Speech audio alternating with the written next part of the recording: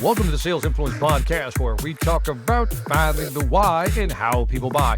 I'm your host, Victor Antonio. Thank you for joining me. Thank you for lending me those ears if you listen to this on a podcast. If you're watching this on video, which you should be, thank you for the eyeballs. Today, I have Andrew, the man, Sykes, on the Sales Influence Podcast. Andrew, how you doing today? Fantastic. Thank you. Thank you for having me. I'm super excited to be here.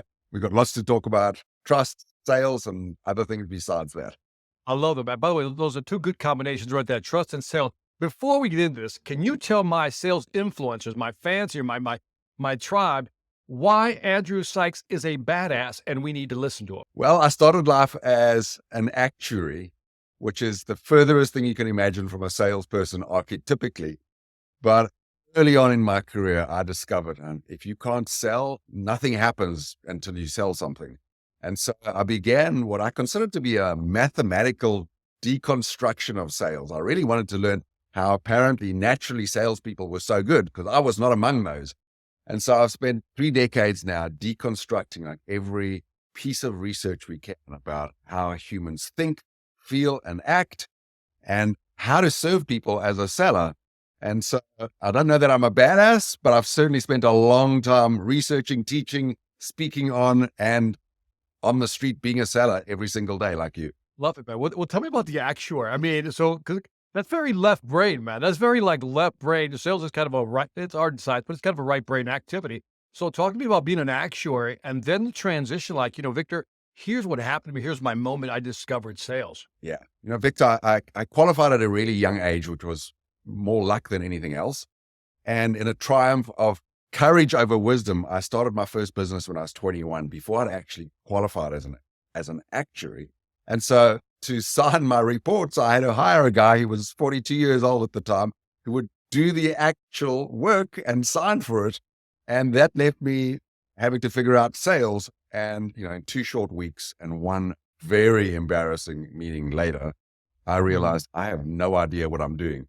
Fresh out of college with this actuarial degree, and it means nothing when you're speaking to people about their, in those cases, benefit problems and how to run an engaged employee workforce.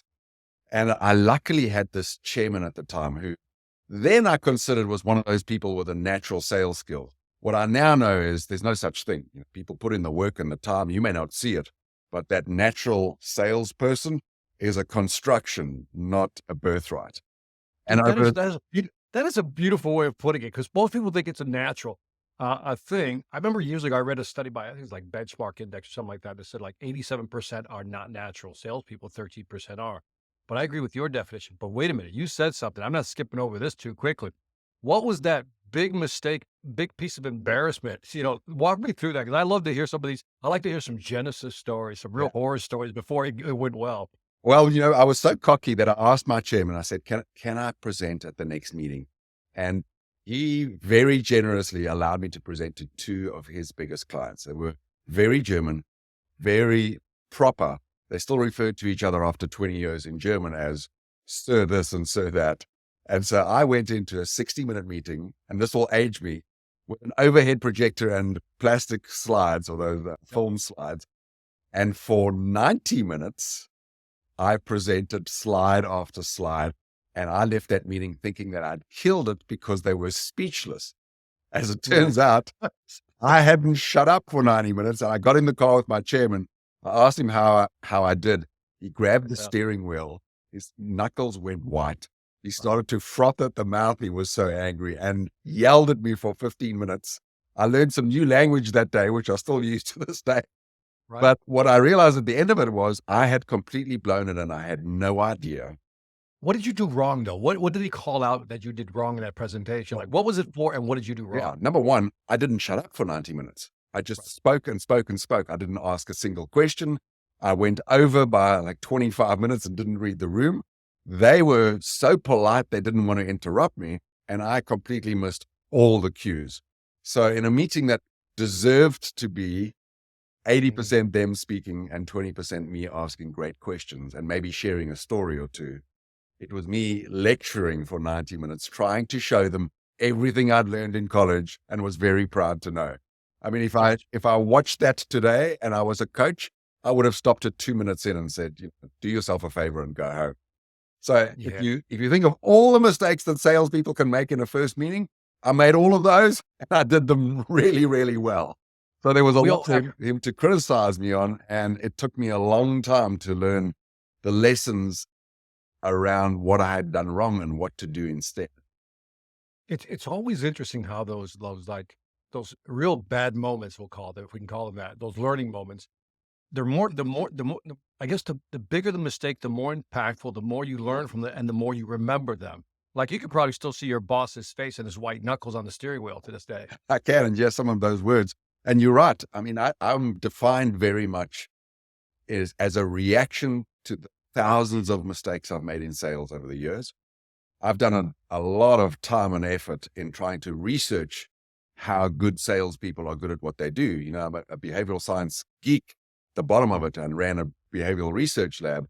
But there's nothing better to teach you how to sell than the life lessons of mistakes. And so I love making them. I don't always feel great about them in the moment, but I pay special attention to ask, what can I learn from this rather than why am I upset about That's why I loved your phrase about the salespeople that others see. I'll say the polished or finished version of the salesperson they see, as you say, is a construction of all these experiences, mistakes, life lessons, all put together, and boom, that's what you finally see. And so you mentioned also you love behavioral economics. I do want to get into the topic of trust, but tell me what you found about behavioral economics and how does it help you? Give me an idea of a client you work with today, so the folks know who are the type of clients that should be reaching out to you, and then say, "Hey, Victor, here's a situation where a company called me in, and here's kind of how I helped them using some of my background." it? Yeah. You know, Victor, I've been very lucky in the US and globally to work with some of the world's leading technology companies. So companies that you would know, or maybe go online to do your favorite search, are among my clients. And the problem that many of them are trying to solve is the difference between great sales training and what we call habit activation. Because I'm sure you've had this experience. I know you speak in front of audiences a lot, and I've seen your work and you're extraordinary. But I know that even when we're on our best days, most of what we share with people is quickly forgotten and seldom implemented.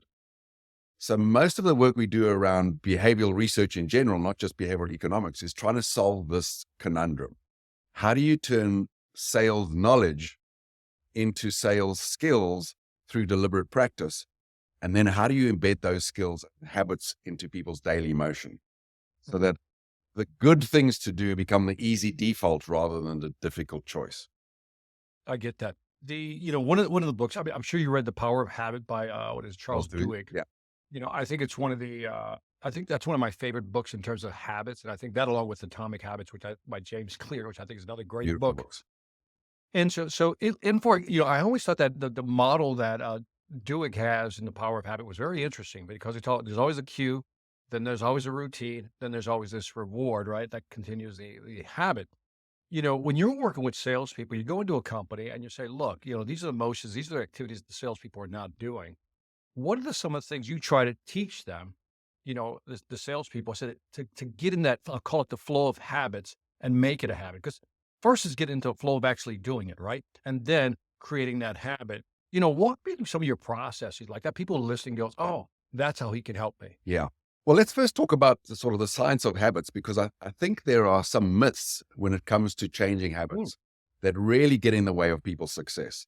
do it, do it. And I like when people inject myths, yeah, man. right. Yeah, Well, let's go kill some sacred cows let's right do now. that. Let's do it. My golden rule is never try to change more than one habit at a time.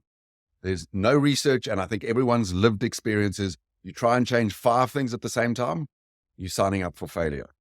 So Oh, rather than, trying to work on my storytelling and how I run discovery meetings and how I listen empathically and how I present a demo of my product, you can get to all of those things over time more effectively if you sequence them one after the The human mind just doesn't have the capacity to focus on multiple things at the same time. And I don't love using sports metaphors, but imagine you're trying to work on your golf swing and you've got a coach who says, move your head and your hands and your feet and your grip and this and that. You're just overwhelmed and confused. So rule number 1 in changing habits is only choose one habit at a time until it's fully embedded in your life and embodied in your practice. and then move on to the next thing. The second is you can't create a new habit until and unless you decide which vice or which habit to kill, to extinguish, to make the space for a new habit. Because habits live in time and space in our day and in our brain. And like we spend 24 hours a day mostly practicing habits, sleeping and eating and selling and doing the same thing pretty similarly to how we did them yesterday. So if you want to adopt an exercise habit or a habit of making 30 calls before lunch, you got to open up your calendar to find some time into which to plant that new habit. So expand on that one. I love that one because I think I love your phraseology when you say you got to extinguish one in order to give birth or rise to another. Give me like a tangible example of that because I love that. Yeah. So a tangible example would be you saying, I need to do more calling to fill my pipeline. And your strategy for it, as it is for most people, is to hope that time will arrive somewhere between other meetings. And it never does because the work expands to occupy your week. So you might have to look at your week and say, you know what am I going to give up in order to find the time to do outbound calling? And it might be, I'm going to give up scrolling through Instagram. I had a look at my cell phone. Turns out I'm spending 3 hours a day there. I could probably do with 15 minutes. And so I'm going to put a time lock on that and deliberately put into my calendar from 9 a.m. to 10:30 a.m., 4 mornings a week. I'll do nothing but make outbound calls. Got that. Let me ask you an unfair question. Because I even have a hard time trying to figure out, what's the best answer for this one. That's why I know it's somewhat unfair in general. Like people know some of this stuff, right? Like, in other words, the trade-off or the extinguish, right? I got to give this up in order to do this because this is the right thing to do. I know logically I shouldn't be on Instagram for an hour, right? And I know I should be this. If they know it logically, why don't they do it? Yeah. There's a beautiful quote by Maya Angelou that says, do your best until you know better. And when you know better, you'll do better. And, who am I to question Maya? Because she's a wonderfully wise woman. But in my experience and all the research we've done, knowing better doesn't mean doing better. In fact, often there's a curse of knowledge that the more you know, the more you think you've got it, and the less you think you need to practice it. And I'm of the view that sales is an embodied skill. You don't get better at sales by reading books or listening to people. And, I hope people get some insights from our podcast today. But that knowledge is wonderful, except that, like I did when I was 22 years old, you're very prone to want to vomit up all that knowledge, which is exactly the wrong move in sales most of the time. Mm-hmm. So I'm a big believer that knowledge is very necessary, but that it's out of balance with the skills and habits that most sellers need or want to develop. And so the first thing I'd say is, so Andrew, I want to make sure, because this is a really good question for you and I to explore. And I think you're a great guy to explore this with. I don't want to. So I have the knowledge I'm using your phrase here. I have the knowledge that I know I shouldn't be on Instagram, right? And I'm bending that a little bit, and that I should be doing this.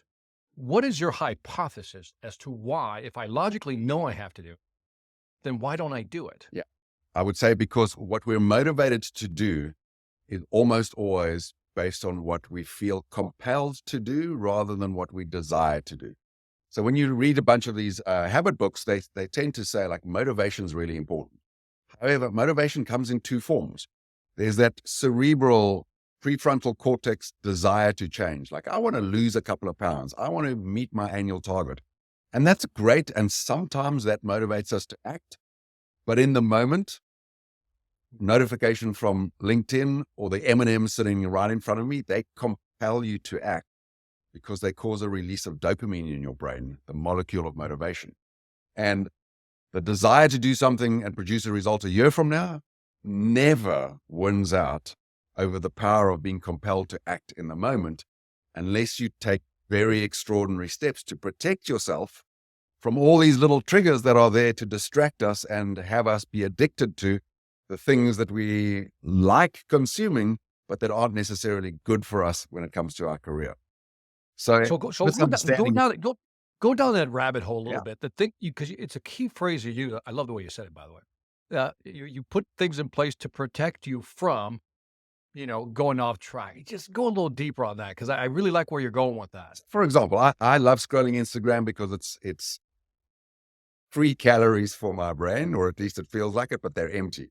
And so, I'm with you on the guilt on that one, by yeah, the way. there's a couple of things to do. Like for one thing, I put a timer on my phone, so I have access to each of these apps for 15 minutes only.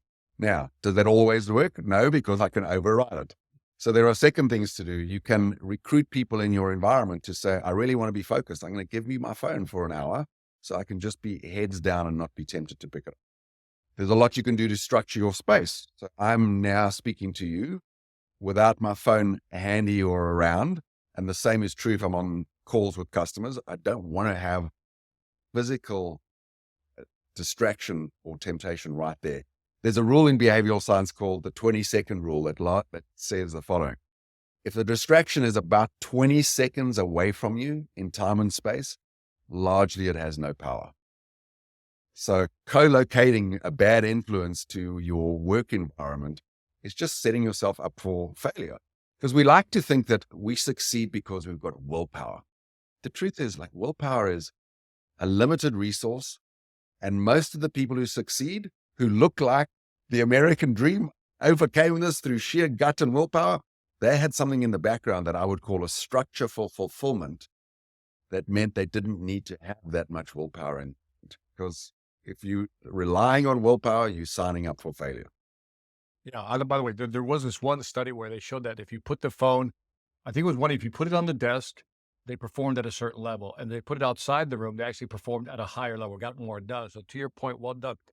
When you're working with companies on sales training, right, you're coming in and you know that at the end of the day, the lack of performance is based on some inability to execute consistently on certain tasks, right, and create them a habit. How do you first assess that when you go to a company? And then, like, how do you begin to say, okay, here's kind of what we need to do? You kind of hinted at the first when you said, hey, the first thing is change one habit at a time. But let me set the frame up and then you solve my problem. I'm the company with a problem. I just called you in, right? Yeah. And so I'm telling you, Andrew, my salespeople, they're just not hitting their numbers. They're not carrying through the activities. The motions are not there. So, okay, so take it from there, Andrew. You come in, you're talking to a company, because if a company is listening to right now, I really want them to bring you in to make them more, high performance. So go, man. Now, like any salesperson, I would start with discovery. I happen to call that process reconnaissance because I think discovery often feels like it's something that's too formal, man. That's too formal. Yeah. Well, discovery is a beautiful thing. But when you watch a lot of sellers doing discovery, it feels like an interrogation, like something performance reconnaissance, just to playing customer. Yeah. And why I love reconnaissance, it is an act that you do with your customer to sort of fly over the landscape of where they are in their business, where they hope to be, the area in between that they have to traverse, and what they're looking for in a partnership, which may or may not be my company. It might be yours or another that's a better fit. And I'm never leading with the assumption we're a good fit. I'm leading with empathic ear or eye to understand what is exactly going on in your company. So usually companies say, we have a hypothesis. We think we're not closing because our team lacks negotiation skills. And that may be right. I like to avoid assumptions and either or both of speak to the sales leaders and the enablement team, and then speak to a couple of sellers. And usually in an hour conversation, you get to the root of what's actually missing. And it's never one thing. It is usually 5 or 6 things. In my view, at the root of most sales performance problems is a lack of practice culture. Because you can have the best sales training in the world, and you can have people in sales training 2 days a month. But if it's going in one ear and out the other, or worse, it's staying in their heads as knowledge, and the mindset, I've got this because I've got the knowledge, you're in a very tricky position. A year and a half ago, I became a yoga teacher for reasons I can explain, but I'll tell you, in 30 days, I learned more about sales training than I did in 30 years of doing it. Because I've long said selling is a embodied skill, but the way we teach sales is here's a framework and here's some new knowledge and here's 6 steps to do this. And at best, we give salespeople 1 rep to practice it, maybe with some feedback from a partner in the sales workshop, when really any skill that you're going to get good at requires 10, 20, 30, 50 reps with feedback from a coach who knows what excellence looks like. So there's two parts to this diagnosis. The one is, where are the skills gaps most acute? And if there's not a clarity around that, I would always offer the place to start is, let's teach people how to give and receive and put into practice feedback on their skills so they get good at getting great at literally anything. And now you can start to ladder sales skills on top of that platform for what I call the skill of becoming a genius. As we discussed earlier, I think geniuses are built and not born, and they're built through deliberate practice with feedback. So that's where I usually start is, can we start with the foundation of getting good at getting great? Yeah, I like, first of all, I like your reconnaissance analogy. Now I understand it better when you gave me the visual, right? That you're both looking at the landscape, where you are, where you want to be, how do we fill the gap? You then ask management, what do you think? Okay, got it. Then you go talk to salespeople. They got a different story. I do. All right, break that down and you try to figure out, where do we begin? As you say, highlight the most acute ones, the high leverage activities. Let's figure those out. Go from there. But the last part you hit, I think, is really interesting. The feedback part, right? Because, if there's a feedback lag, you're not going to learn the behavior. So there has to be a very short feedback trail. When you look at managers today, if I could just pivot over to managers real quick, I want to jump to the other side of the fence. Now I'm looking at managers, and I don't want to say a lot, but many managers have been promoted from being a salesperson, and they take their habits with them. They say, okay, now I'm a manager, which is really not the case, right? So what should managers do today? Because I think that's the hidden gem in today's market, where we can find some real gold. That if we could get managers to be better coaches, mentors, right, guides, I think we can squeeze some more performance out of salespeople. What are your thoughts on that, and what are you seeing in the market? Yeah, I couldn't agree more. Biggest single lever to pull for sales team performance is the skills coaching ability of the managers. What I see in the market, unfortunately, is a lot of emphasis on managers as coaches, by which they mean career coaches, pipeline coaches, account coaches, all of which is necessary. But there's a very big distinction, and I wish we'd had a different word for it, between a career, a life, a business, a pipeline, and a deal coach, and a skills coach. Because skills coaching is a very particular way of giving someone feedback, such that on the immediate next rep, the next meeting they have or the next practice session, they have what they need to put into practice something different or something better that has them show up more effectively. And so coaching, it sounds like, you should really work on your reconnaissance conversation skills. That's nice to know. But if there's no how, and if there's no demonstration of what good looks like, people are unlikely to learn. We learn from Yeah. Albert Bandura, the father of social learning theory, that most skills learning is done by one of two things: either watching someone do it or doing it yourself and getting feedback from an expert. Right. The coaching conversation doesn't include a seller being asked, can you show me how to do this? And a manager giving some very pointed skills coaching advice around how to improve next time. Then I think that's missing the biggest opportunity for leverage. I think so. No, I don't think so. I know so. I was at a couple of years back. Grant Cardone. Yes. Okay. So I was down there. We had done like a 3-day workshop, and he let me hang out in his bullpen where his folks are making calls. It was really interesting to see the setup. It was just impressive, man. The guy, he walks the walk and talk. He walks the talk, so to speak.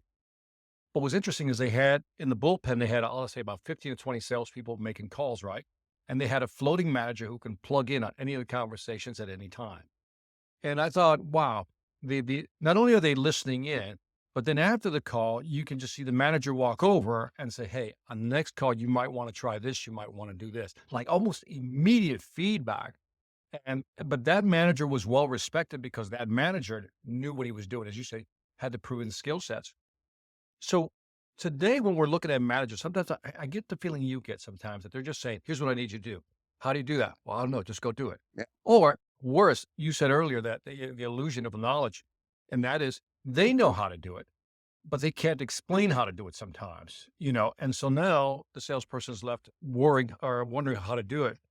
What do you see as their how would you fix something like that? The managers are not being able to coach. How would you fix the managers? What would you tell the managers? Let's say you're in a group of managers now, and now you got to tell them, hey, here's what I need you to do with your salespeople. Yeah. I would say that managers, you've got a lot of issues that you're dealing with because you're the team that's managing the ambiguity between what senior leadership wants and what your team needs and the conflicts between like annual quotas and reporting. It's a big job and mostly thankless. However, a manager's role is to get the most out of his or her team. And the single most effective way to do it is a weekly one-on-one for skills coaching. So what I would fix is not the managers, because I don't think they're broken in any sense. I think what they're missing is the assumption that a conversation about what to do is a good proxy for skills coaching on how to do something. Mhm. And that the one skill they need to develop, which is not something you learn as a salesperson that got you promoted, is how to sit down with someone and create a box within which they can do deliberate practice, which is Mhm. very different from any other type of practice. Deliberate practice starts with an intention for the outcome you'll produce, an agreement on the specific action you take, so that there's something to give feedback on. If I'm practicing my storytelling with you, and then I say, Victor, can I have some feedback? And you give me feedback on my tone of voice, it may be great feedback, but it's misaligned with what I'm trying to get better at as a Mm. seller and presenter. So if there's not that agreement of trust between a manager and a seller every single week, what are we going to work on, Victor? This week, questions.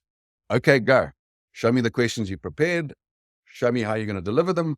And then we'll stop and I'll give you what we call 2x2 feedback. I ask you, what's one thing you think you did well? I share my own did well. Then I ask you, what's one thing you can do differently? I share my own do differently. And if necessary, I'll say, and here's how I would do it. Watch me do it and then replicate it. So that's the first thing I'd say. And the second thing I would say is never do a single rep of practice. And if you watch almost all sales training and even workshops, at most sellers get a little bit of new knowledge on a framework, and then they're given some time to go and work in their workbook, and then turn to a partner and practice the skill, maybe get a little bit of feedback.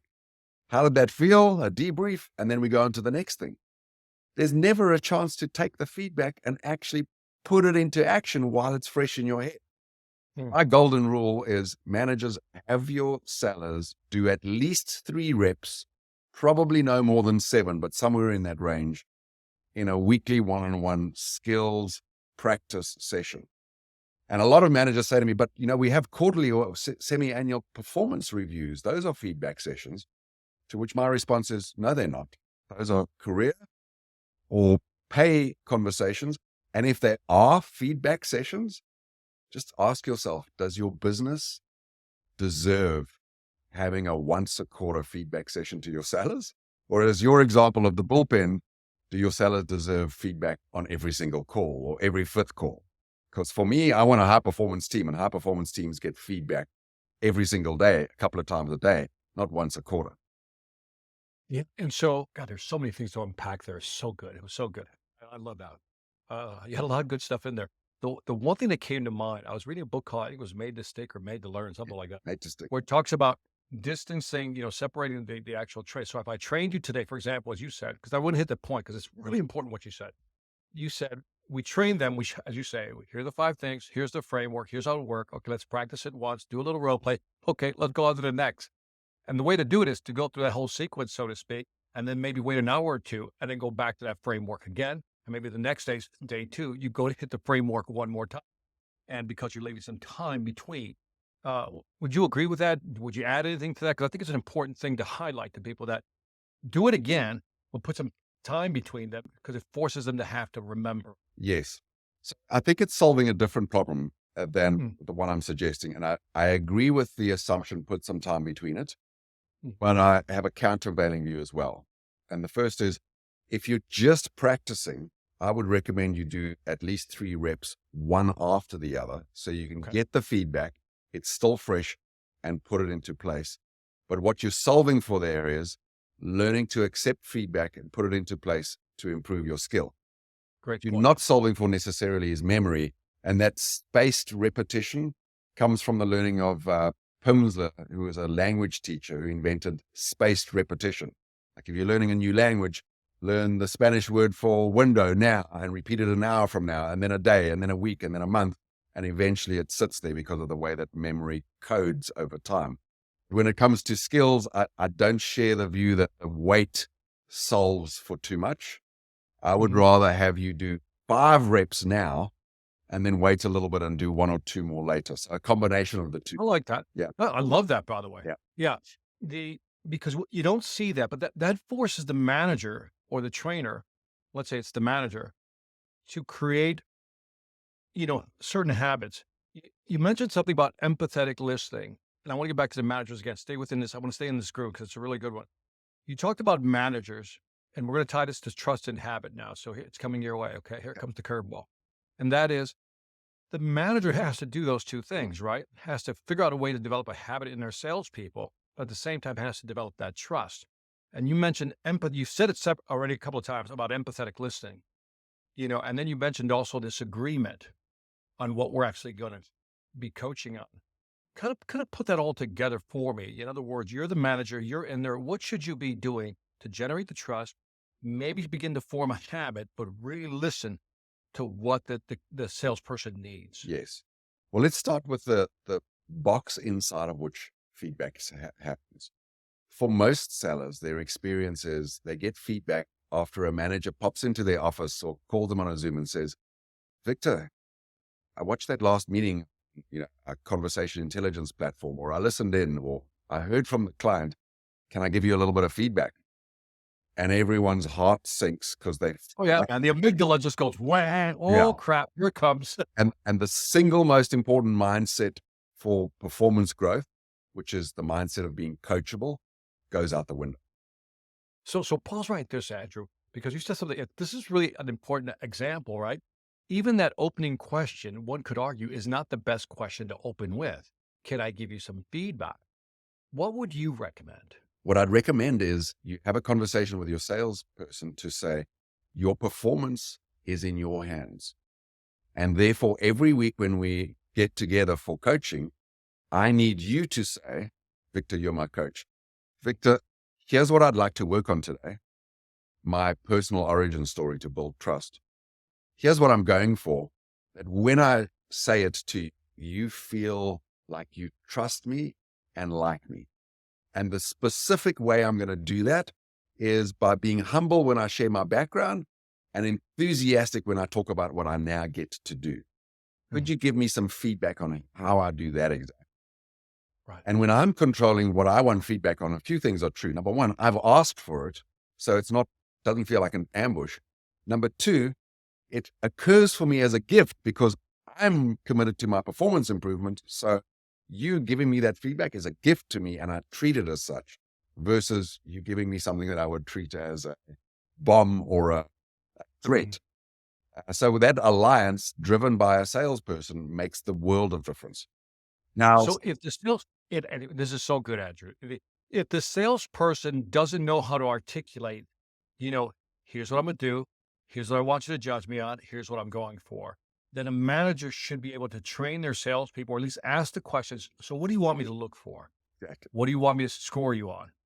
I just wanted to highlight that because sometimes the manager doesn't have the skill and the salesperson doesn't know what they're looking for. Yeah. And at some point, as trust is built up between a seller and a manager, the manager could say, I know you want to go to work on your origin story, Andrew. May I suggest that next week we actually focus on how you listen with empathy? Because what I've noticed is a few areas where I think you could improve. And I'm suggesting that's an area for your improvement. And so it can be lightly offered until, you may have to have a tough conversation and say, Victor, we've been in the last 4 meetings. I've suggested you work on empathic listening. It's not going well. We need to have a tough conversation. And that may be necessary, but I've found that there is a weekly one-on-one where mostly the seller leads the request for feedback. They very quickly get into the habit of saying, you know what, Victor, I've been working on my origin story for a month now. I'd love to have your view. Where do you think I should focus to have the biggest impact? Yeah. What's subtle and brilliant about what you just said, you went through it, and I want to make sure people get it, is going back to The salesperson says, this is what I want. This is what I'm going to do. This is what I want. This is the outcome I'm looking for. I want your feedback on that. And then you do a nice little spin in there. And then as a manager, after that's done, that session's done, you say, next week, why don't we work on this empathetic listening? Because whatever the word you make. Yeah. What I love about that it's a subtle rule of reciprocity, right? I did you a favor because I listened to what you wanted to talk about. Next week, let's do mine, what I think you should work on. And that's almost like a beautiful agreement. Yeah. And that reminds me of another thing that I often say to managers. If you want to build a culture of practice with feedback, you've got two choices. You listen to Victor's podcast today and you're excited and you go back to your team and say, you know what, from now on, we're going to do weekly feedback and all of your salespeople will groan and worry what's coming. Alternative two, which I've found to work like magic, is managers go back to the office and they say, I am committed to best manager I can possibly be. To achieve that outcome, I want to get feedback from you, my sales team, every single week. Here's how I'm going to do it. Every week, I'm going to practice a skill and I'll ask you to give me feedback on what I did well and what I can do differently. I'll share my own self-reflection. I'm also going to take notes on it and I'll demonstrate to you how I'm putting your feedback into action. Go do that for 3 weeks and you'll have a line outside your door of sellers saying, and I have some of that. That's awesome. I want to get better too. It's amazing how demonstrating a commitment to deliberate practice makes everyone else want a piece of it. And why wouldn't they? They'll see you getting so much better, so much quicker. And that is why Andrew Sykes is a badass. Yeah, just that last part. But anyway, Andrew, let's begin to wrap this up. Tell these folks where they can find out more information about you. By the way, have you written a book? I have. I wrote a book called The 11th Habit. It's for CEOs and anyone running a business who wants to solve the problem that most of us think is real, which is we go to work each day and we come home a little less healthy, a little less happy, a little less financially secure. And we have wellness programs and financial planning tools and advisors to fix the problems that work created. So out of our decade and a half long investigation into how people think, feel, and act, and how they create habits and why habits matter, we came to the conclusion that the difficult to copy, sustainable competitive advantage for every company is having the healthiest, happiest, most financially secure people who then are free and focused to work on sales skills and everything else. So why the 11th habit? Because frankly, most companies only attend to those things at the 11th hour when it's too late.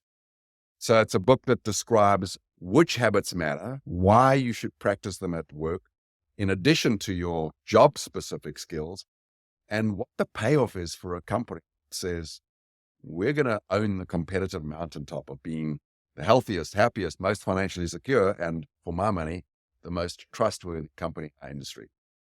I love it, man. I love it. Let the folks know on the Sales Influence podcast where they can find out more information about you, your work, and if they want to bring you in, where can they find you? Thank you for asking. My company website is habits@atwork.com.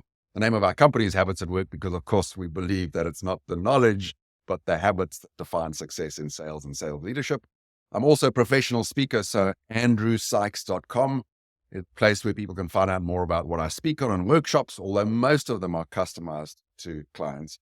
And it's also where you can find out those two websites more about my favorite passion subject, which is trust. I happen to think it's the number one problem we're trying to solve as salespeople. So if there is a connection to what we discussed today, like there's one habit to work on, it is the habits generate the assessment of trustworthiness in a salesperson. Andrew, you're awesome. Thank you very much for your time, man. I really appreciate you being here. On that note, check out andrewsykes.com, habitsatwork.com. Check out the book. I'm going to read the book. I've not read it. So the 11th habit. Habits. Yes. I will check it out and read that. After you do that, again, go to Sales Velocity Academy. We've got some great new courses, as you well know. And on that note, this is Victor Antonio, always reminding you, selenate hard when you know how. Take care. Bye-bye.